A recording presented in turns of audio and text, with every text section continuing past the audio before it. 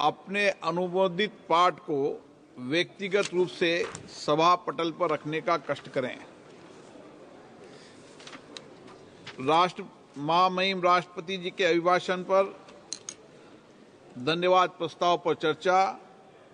माननीय अखिलेश यादव जी।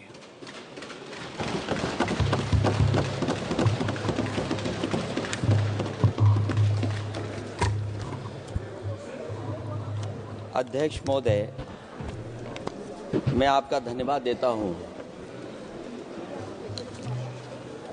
कि आपने मुझे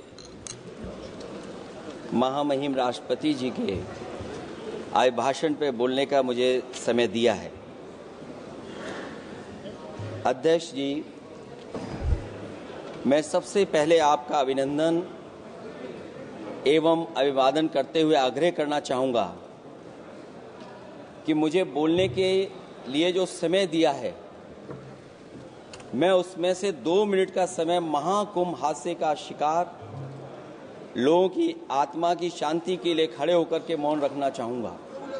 अगर किसी अन्य को भी सच्चे मन से मृतकों के प्रति सच्चा भाव है तो वो भी हमारे सांसदों के साथ खड़ा होकर के ये मौन श्रद्धांजलि अर्पित कर सकता ये है। माननीय सदस्य अध्यक्ष महोदय, अगली लाइन अध्यक्ष महोदय, ये विषय अध्यक्ष महोदय, आप सीनियर लीडर हैं। अध्यक्ष महोदय, ये अधिकार आपका है। कभी नहीं रही।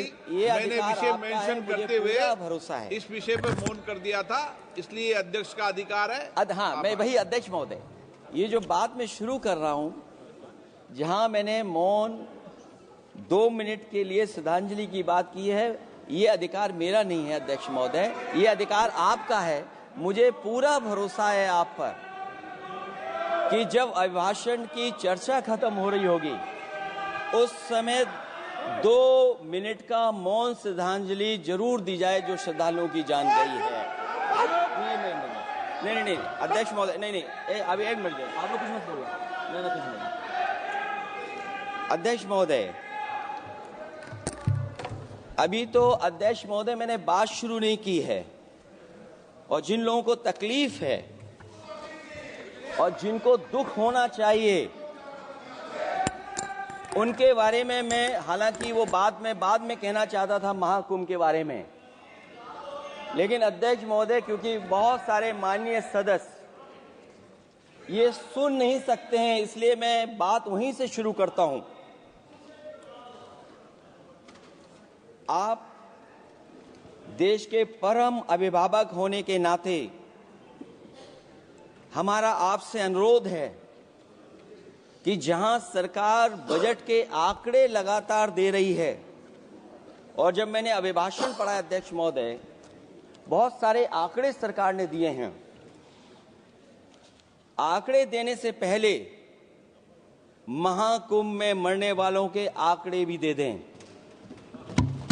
महाकुंभ की व्यवस्था के बारे में स्पष्टीकरण देने के लिए मेरी मांग अध्यक्ष महोदय, सर्वदलीय बैठक बुलाई जानी चाहिए।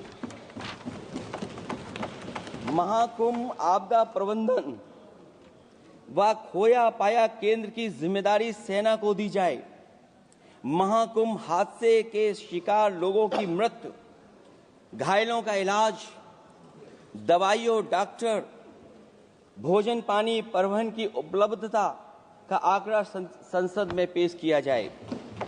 महाकुंभ हादसे के लिए जिम्मेदार लोगों पर, महाकुंभ हादसे के लिए जिम्मेदार लोगों पर घोर दंडात्मक कार्रवाई हो। जिन्होंने सच छिपाया है उनको दंडित किया जाए। अध्यक्ष महोदय, हम डबल इंजन की सरकार से पूछते हैं, अगर अपराध बोध नहीं था तो आंकड़े दबाए, छिपाए और मिटाए क्यों गए हैं? सच छिपाना और मिटाना भी तो अपराध है। इसका दंड कौन भुगतेगा अध्यक्ष महोदय? जहां इंतजाम होना चाहिए था वहां प्रचार हो रहा था। एक धार्मिक समागम में डबल इंजन का राजनीतिक प्रचार अशोभनीय है, निंदनीय है। इतने बड़े हादसे के बाद कम से कम अब तो वो होर्डिंग उतरवा देना चाहिए। अध्यक्ष महोदय, महाकुंभ की जो तैयारी हुई, जो हम लोगों ने जाना वहां पर, महाकुंभ न केवल 144 साल के लिए ये कहा गया, बल्कि ये भी कहा गया कि पहली बार धरती पर इस तरह का डिजिटल और जो आधुनिक चीजें हैं, टेक्नोलॉजी, उसका इस्तेमाल कर करके महाकुंभ होने जा रहा है। सीसीटीवी, ड्रोन, लाइव स्ट्रीमिंग के आधार पर जिनका दावा था कि वो डिजिटल कुंभ करा रहे हैं, वो मृतकों की डिजिट नहीं दे पा रहे हैं। एक तरफ तो जो लोग डिजिटल डिजिटल डिजिटल अध्यक्ष महोदय कहने को थकते नहीं हैं, लेकिन जब कुंभ में इतना बड़ा हादसा हो गया है तो यही सरकार डिजिट नहीं दे पा रही है।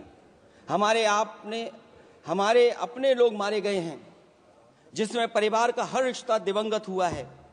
किसी की माता, किसी के पिता, किसी की बहू, किसी की बेटी, किसी का भाई बहन, चाचा चाची, बच्चों के आंकड़े तो अभी तक नदारद हैं। खोया पाया केंद्र ही लोगों को तो नहीं मिल रहा है, जो खोया पाया केंद्र था उसको भी लोग पा नहीं पा रहे, ढूंढ नहीं पा रहे। अध्यक्ष महोदय, कुंभ कोई पहली बार नहीं हो रहा है। कुंभ का आयोजन सदियों से होता आया है। हमारे पौराणिक और हमारे इतिहास के दस्तावेज ये बताते हैं कि समय समय पे जो भी सरकारें रही होंगी, जिसका भी राज रहा होगा अध्यक्ष महोदय, उसने महाकुंभ या इस तरह के कुंभ का आयोजन किया है।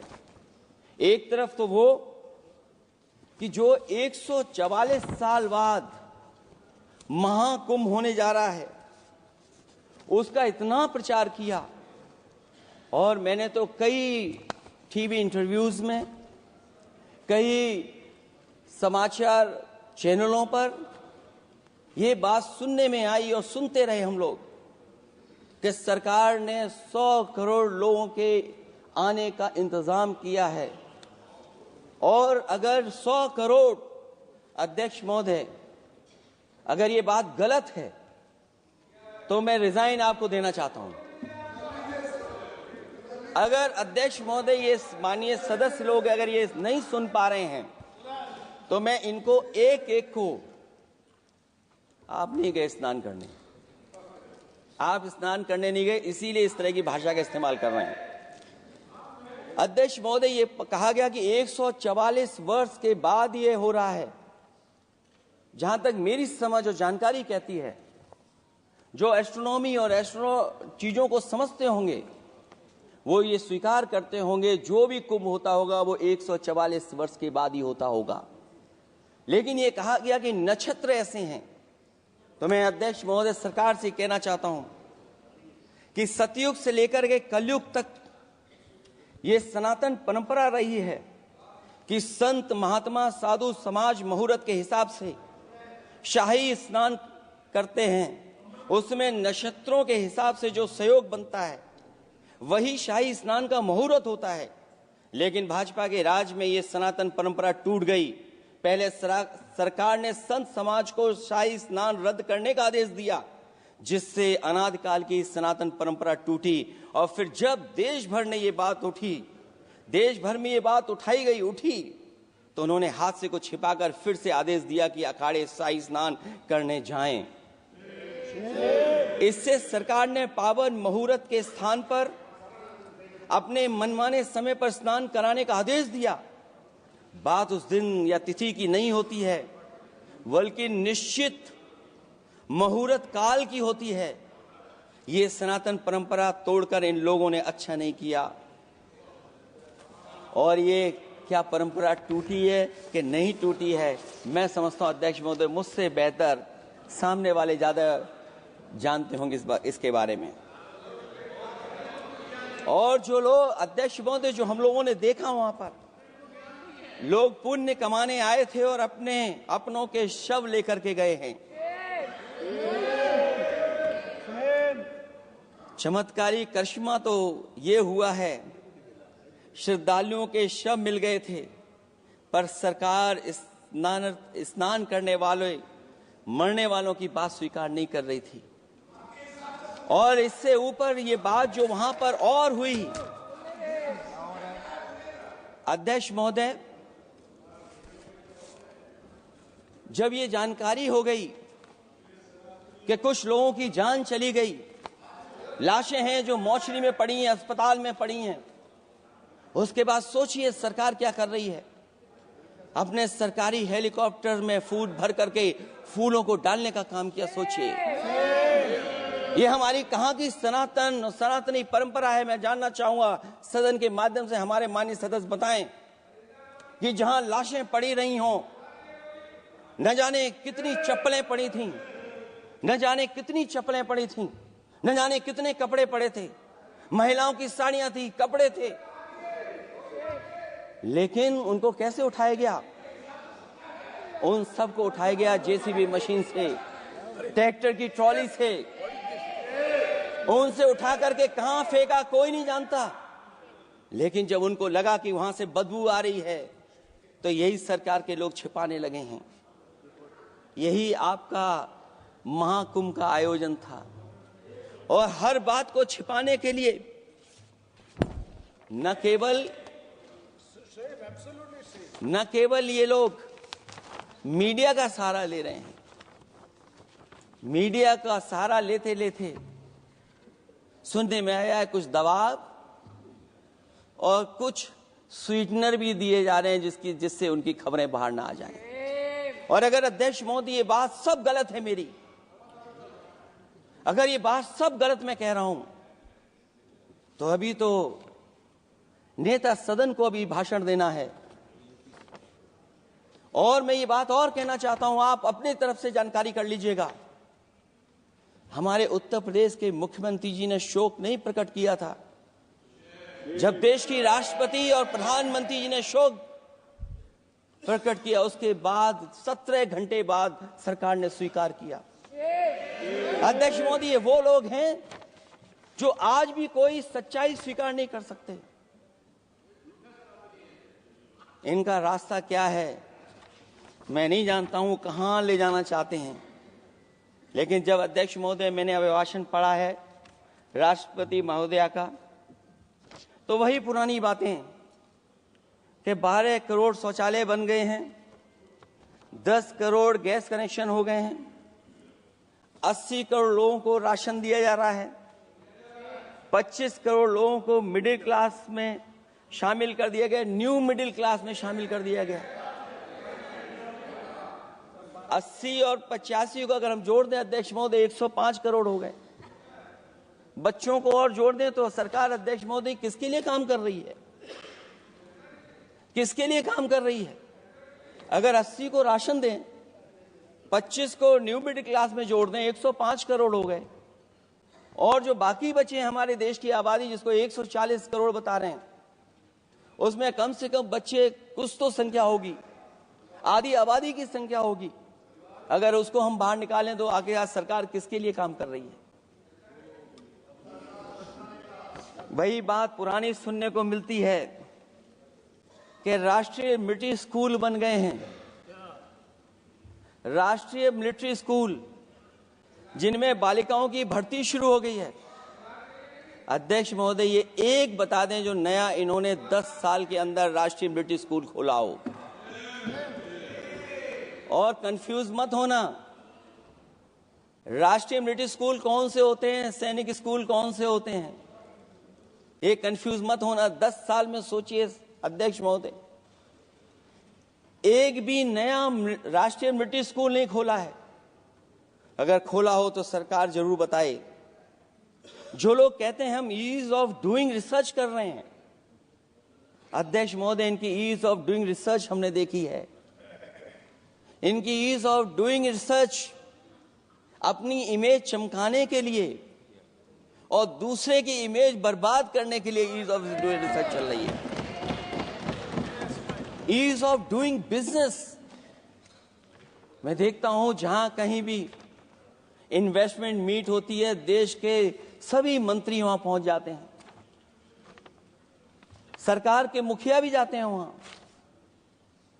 मुझे याद है उत्तर प्रदेश में सबसे बड़ा आयोजन हुआ था इन्वेस्टमेंट मीट का। न केवल इन्वेस्टमेंट मीट इन्वेस्टर्स को बुलाया गया था, बल्कि डिफेंस एक्सपो के भी कार्यक्रम कई हुए थे। और अध्यक्ष महोदय, भरोसा ये दिलाया गया था कि जो एमओयू हो रहे हैं 40 लाख करोड़ के, वो उसको जमीन पर उतार लिया जाएगा। मैं इन्हीं डबल इंजन की सरकार से जानना चाहता हूं कि जो 40 लाख करोड़ के एमओयू हुए, उसमें कितना जमीन पर यह सरकार उतार पाई है। कहीं ऐसा तो नहीं है कि सरकार के डबल इंजन आपस में ही टकरा रहे हों। अब तो जो खबरें हम लोग पढ़ते हैं, न केवल इंजन टकरा रहे हैं अध्यक्ष महोदय, अब तो डब्बे भी टकराने लगे हैं। सुना है क्योंकि दिल्ली में चुनाव है, आप इंजीनियर की डब्बा हैं। ये हमारे पुराने माननीय सदस्य हैं, आप हम एक हैं, बस जगह अलग बदल गई। जिस विभाग के मंत्री हैं वो हमारा ही काम है, आप लोग अच्छा नहीं कर रहे हैं। अध्यक्ष महोदय, दिल्ली का चुनाव है तो मैंने राष्ट्रपति जी के अभिभाषण में सुना कि यहां पर मेट्रो की जो दूरी है वो दुगनी कर दी गई है, पटरी दुगनी कर दी गई है, एक्सपेंशन हो गया है इतना। अध्यक्ष महोदय, मैं स्वीकार करता हूं दिल्ली का चुनाव है, एक्सपेंशन की बात करेंगे, लेकिन कभी आपने क्यूटो का नाम सुना है? आपने वेनिस का नाम सुना है? मैं अध्यक्ष महोदय आपके माध्यम से, जिसको क्यूटो बनाने के लिए सपना देखा गया था, 10 साल पूरे हो गए हैं, अभी तक वहां पर मेट्रो की शुरुआत नहीं कर पाए हैं। और अध्यक्ष महोदय, मैं ये बात इसलिए कह रहा हूं, अध्यक्ष महोदय मैं इसलिए बात कह रहा हूं कि जिस समय समाजवादी सरकार थी, जितनी भी मेट्रो आज यूपी में चल रही हैं, सब की सब समाजवादियों की देन है, एक भी आपकी देन नहीं है।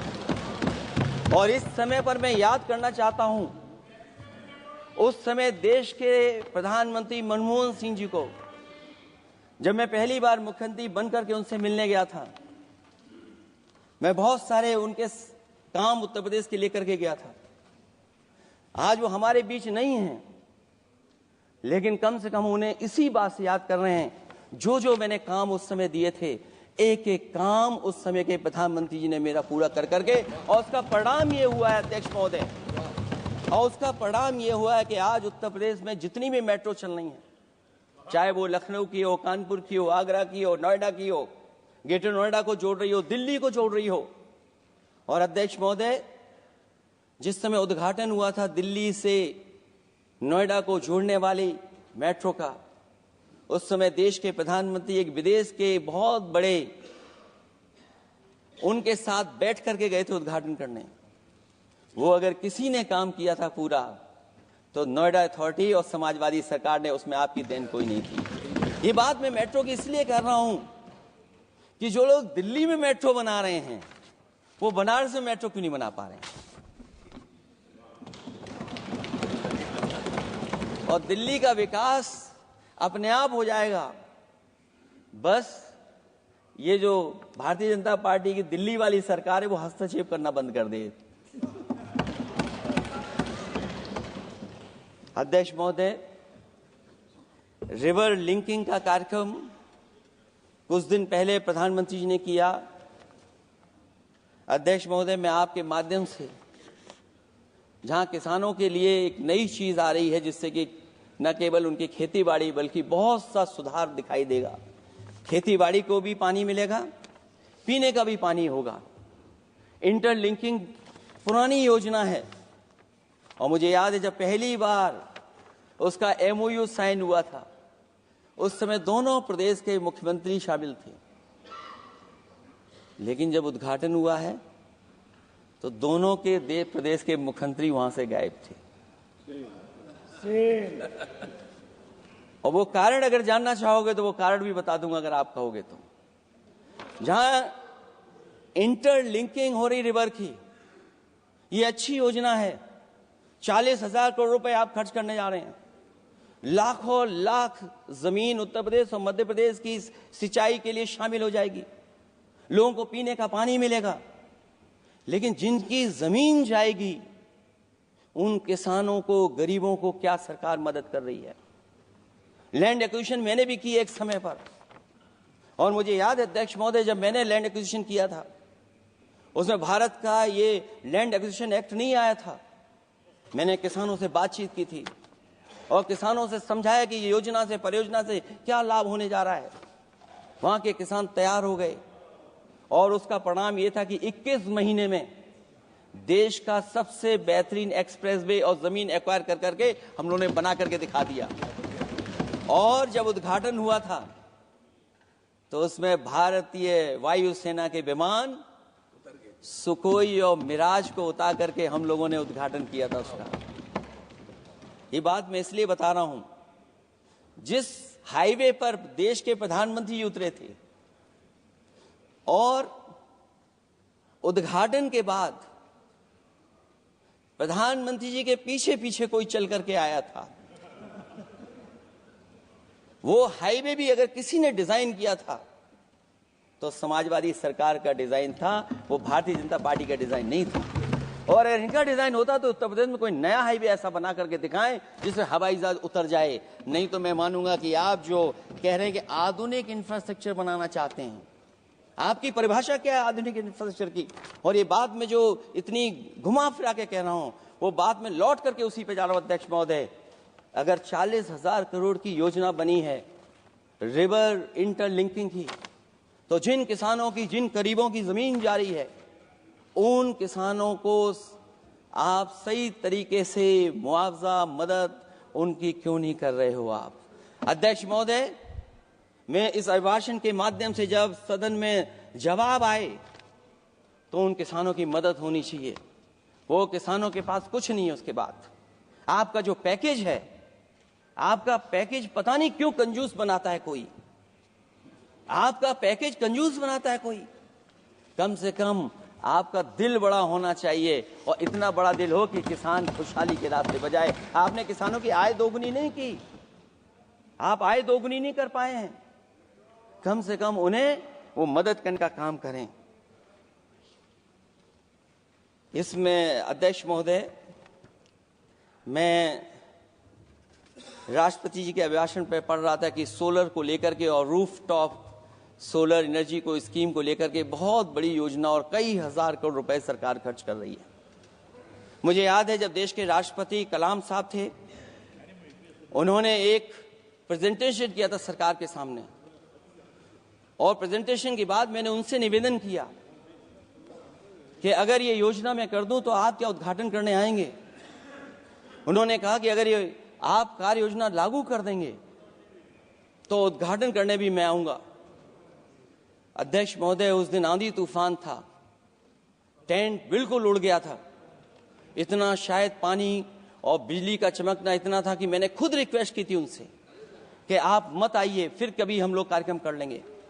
लेकिन वो कार्यक्रम में आए, उन्होंने उद्घाटन किया। और अध्यक्ष महोदय, जो लोग कह रहे हैं 40,000 करोड़ की रूफटॉप स्कीम लाए सोलर की, जो मिनी ग्रिड बना करके पूरे के पूरे गांव को हम लोगों ने फ्री बिजली दी थी। फ्री बिजली उनको मिलती थी 24 घंटे, उनकी चक्की चलती थी, उनका सिंचाई का पानी का इंतजाम होता था। जब तक समाजवादी सरकार रही तब तक वो योजना चलती रही, और जैसे ही समाजवादी सरकार गई, इन्हीं के लोगों ने उसका मेंटेनेंस रोक दिया। न केवल उस गांव का जिसका राष्ट्रपति रहे उन्होंने उद्घाटन किया, बल्कि और जितनी भी सोलर की स्कीम चल रही थी, लोहिया आवास में जहां सोलर स्कीम के माध्यम से हम लोग गरीब को सोलर पैनल के माध्यम से उनको बिजली दे रहे थे, फ्री बिजली, उन सब योजनाओं को इन्होंने बंद करने का काम किया है। सोचिए, ये वो लोग हैं जो इंफ्रास्ट्रक्चर बनाना चाहते हैं। अध्यक्ष महोदय, चीन के सवाल को लेकर के कांग्रेस पार्टी के भी कुछ विचार हैं, हमारे भारतीय जनता पार्टी के लोगों के भी विचार हैं। सच्चाई ये सदन और ये देश भी जानता है। एक समय पर हम लोगों ने बहुत लाखों लाख किलोमीटर की जमीन, लाखों लाख एकड़ की जमीन हम लोगों ने खोई, और अब उसी रास्ते पर भारतीय जनता पार्टी चल रही है। अध्यक्ष महोदय, सवाल यह है, जमीन खोने के साथ साथ भारतीय जनता पार्टी स्वीकार नहीं कर रही है कि जमीन चीन ने कब्जा की है। और ये बात अगर हम लोग कह रहे हैं तो जो अखबारों में खबरें निकलती हैं, टीवी पे कभी कभी खबरें आती हैं, अध्यक्ष महोदय सरकार को कहिए कि ऐसे चैनल, ऐसे अखबारों पे एफआईआर लिखा कर उन्हें जेल भेज दो, क्योंकि कुंभ की जो खबर चलाना चाहते थे, कुंभ की जो खबर देना चाहते थे, उन कुछ साथियों पे आपने एफआईआर लिखा दी है। अगर कुंभ पर सच्ची खबर दिखाने वालों पे आप एफआईआर लिखा सकते हैं तो फिर चीन की खबर, जो खबर चला रहे हैं, उस पर भी आपको एफआईआर लिखवानी चाहिए। दूसरा, हमारा एक जाति जनगणना का मसला बहुत पुराना है, ये कोई नया नहीं है। आरक्षण के सवाल पर इस देश में दक्षिण भारत से लेकर के उत्तर भारत में और देश में जगह जगह पर बहुत सारे नेता ऐसे रहे जो आज हमारे बीच नहीं हैं, जिनकी वजह से हम आज उस आंदोलन को आगे ले जा रहे हैं। बाबा साहब भीमराव अंबेडकर जी का जो संविधान है, उसके तहत जो हमें हक अधिकार मिले हैं, आरक्षण की व्यवस्था है, उस व्यवस्था को और मजबूत बनाने के लिए जाति जनगणना होना चाहिए। उसके पक्ष में अब तो कांग्रेस पार्टी भी है। एक समय था जब कांग्रेस पार्टी उस पक्ष में नहीं थी। और अध्यक्ष महोदय, मैं बड़ी जिम्मेदारी के साथ कहना चाहता हूं, अगर उसी समय कांग्रेस पार्टी भी पक्ष में होती तो आज हमें आपके सामने खड़ा नहीं होना पता, मांगना नहीं पड़ता जाति जनगणना। लेकिन अध्यक्ष महोदय, मैं अपने कांग्रेस पार्टी के साथियों से भी कहना चाहूंगा, अध्यक्ष महोदय, मैं कांग्रेस पार्टी के साथियों से भी कहना चाहता हूं, हम आपके साथी हैं और इस मुद्दे पे तो हम आपके साथ और आपके आगे भी चल करके आपका साथ दे देंगे। अब जाति जनगणना को कोई नहीं रोक सकता है। एक दिन ऐसा आएगा अध्यक्ष महोदय, एक दिन ऐसा आएगा, कोई टकरार नहीं है, आपके इंजन जैसे नहीं है। आपका एक इंजन, अध्यक्ष महोदय, ये अध्यक्ष महोदय, हम तो, मुझे कभी कभी ये लगता है कि प्रधानमंत्री जी जितना अपने लोगों को ध्यान दे करके समझाते हैं, इतना ये समझते ही नहीं है। वो अध्यक्ष महोदय, वो सबसे ज्यादा सोशल मीडिया के बारे में जानकारी रखते हैं। आप भी जानकारी रखा करो। अगर आप जानकारी रखोगे तो आपको सच्चाई पता लग जाएगी। एक इंजन ने नमस्कार नहीं किया था दूसरे इंजन को, अगर याद हो तो पता कर लें। और ये बात अगर छिपी हुई हो, ऑनरेबल मेंबर, अध्यक्ष महोदय, अभी तो मैंने शुरू नहीं किया, मेरा लिखा हुआ बहुत लंबा है। कंक्लूड करें, आप समाप्त करें प्लीज। और अध्यक्ष महोदय, एक सवाल और बड़ा उठा है, नौकरी को लेकर के, रोजगार को लेकर के, और हमारे भारत की जो मैन्युफैक्चरिंग सेक्टर है उसको बढ़ावा कैसे दिया जाए। चीन जैसा देश केवल एक पे हमला नहीं कर रहा है अध्यक्ष महोदय, आपकी जमीन भी छीन रहा है और आपका बाजार भी छीन रहा है। और ये बात अगर गलत हो तो सरकार हमें बताए, वो आंकड़े दे। अगर कांग्रेस पार्टी का रास्ता था तो आपका रास्ता कांग्रेस पार्टी का क्यों है? अगर कांग्रेस पार्टी का वो रास्ता था तो आपका रास्ता क्यों है वो? मैं तो जानता हूं जिस दिन उनके सहयोगी साथी समझ लेंगे, वो भी साथ छोड़ जाएंगे। दूसरा जो सवाल कहा गया है अध्यक्ष महोदय, जिस समय बाजार खोला गया, जिस समय हमारा व्यापार के लिए पूरा बाजार खोल दिया, हमसे ज्यादा वित्त को समझने वाले इकोनॉमिस्ट और बहुत सारे जानकार लोग वो मुझसे बेहतर समझते होंगे, लेकिन मैं ये बात समझता हूं कि जिस समय बाजार खोला गया उस समय ध्यान उतना हमारे देश की अर्थव्यवस्था पर नहीं रखा गया। अगर उसी समय पर मैन्युफैक्चरिंग सेक्टर को जिस जिम्मेदारी से रखना चाहिए था नहीं रखा गया, अगर उस समय रखा गया होता तो शायद अध्यक्ष महोदय हम लोग चीन से आगे निकल गए होते। आज चीन आ गए, हम लोग पीछे हैं। क्या आप इनको ज्ञान दे रहे हो क्या? अध्यक्ष महोदय, अपना रास्ता तो वही है, साइकिल वाला। इसलिए अध्यक्ष महोदय, अगर मेरा समय है अभी, क्योंकि मैं बहुत कुछ लेकर के आऊं। और जहां तक इंफ्रास्ट्रक्चर की बात है, आप कहते हैं कि देश का आधुनिक इंफ्रास्ट्रक्चर बनेगा, न केवल उसके नागरिकों को एक बेहतर जीवन, देश की नई पहचान देता है, बल्कि देश को एक नया आत्मविश्वास भी देता है। अरे अगर ये बात सच है तो अध्यक्ष महोदय, मैं वो बात कहना चाहता हूं कि 2022 के चुनाव से पहले एक बुंदेलखंड एक्सप्रेस वे बनाया गया था और जिसकी तैयारी को लेकर के देश के प्रधानमंत्री जी गए थे। कितनी सजावट हुई थी, कितनी तैयारी हुई थी। जो हमारे बुंदेलखंड के साथी माननीय सदस्य चलते होंगे बुंदेलखंड के एक्सप्रेस वे पर, वो जानते होंगे।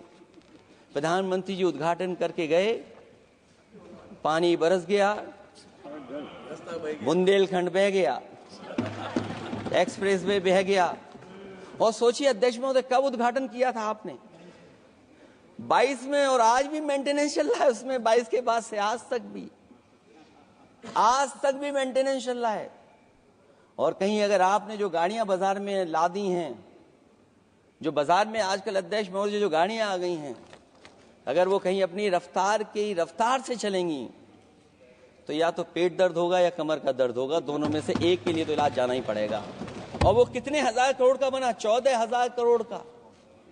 इसी तरह गोरखपुर लिंक एक्सप्रेसवे यूपी में 91 किलोमीटर। जो हमारे रोड की जानकारी रखते होंगे, एनएचआई की जानकारी रखते होंगे, वो जानते होंगे कि गोरखपुर लिंक जो 2022 में शुरू हो जाना चाहिए था, वो अभी तक शुरू नहीं हो पाया। वो 91 किलोमीटर का 7,283 करोड़ का बन रहा है।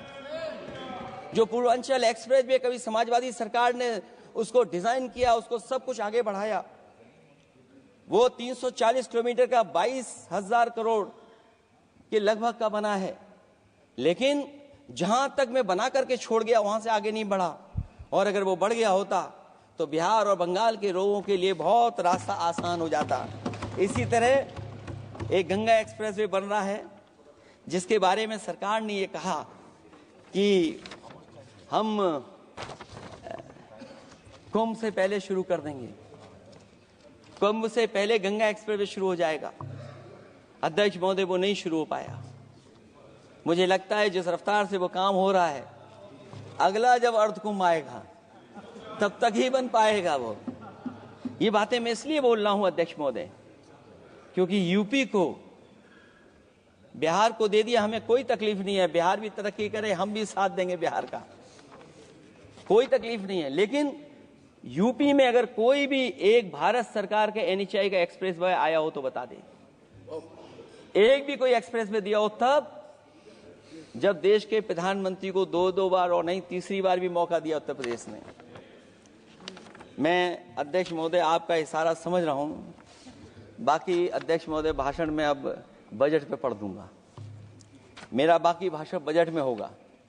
मैं अपना भाषण खत्म करते हुए केवल इतना कहना चाहता हूं, मैं जो मेरे सुझाव आए हैं उन सुझावों को शामिल करे सरकार, और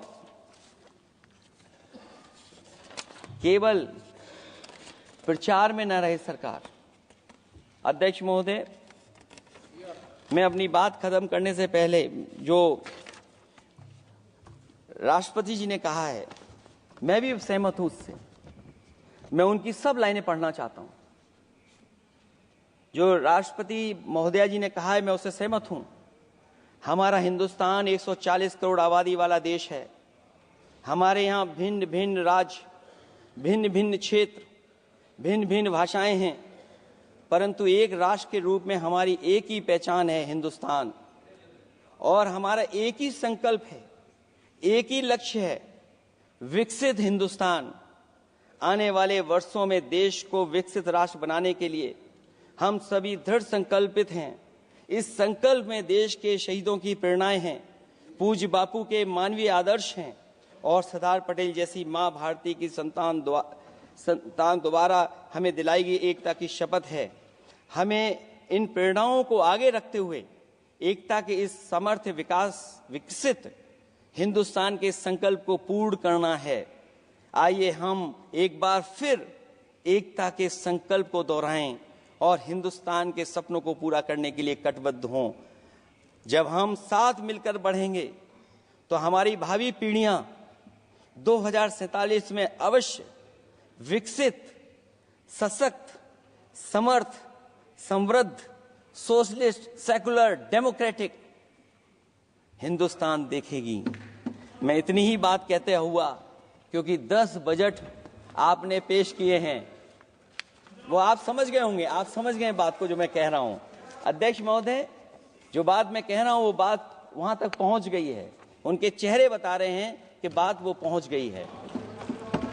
और मैं अपने अंत में बस यही कहूंगा, क्योंकि 10 बजट के बाद ये अभिभाषण सुन रहे हैं हम लोग, 11वां बजट आ गया है।